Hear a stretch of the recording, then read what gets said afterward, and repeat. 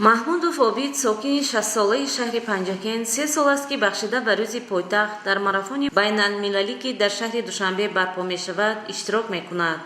Имсол ҳам дар ин мусобиқа зиёда аз 500 нафар варзишгарон аз 8 давлат ва донишҷӯёни мактабҳои олӣ қувва озмуданд.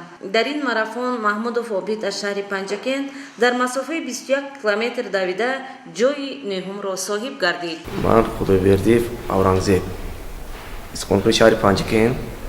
Ман айсои худам бори дуюм аст ки Акубҷон ба шаҳри Душанбе бурда ба синни сол нигоҳ накарда ба масофаи 21 километр ҷойи нӯҳумро гирифтам.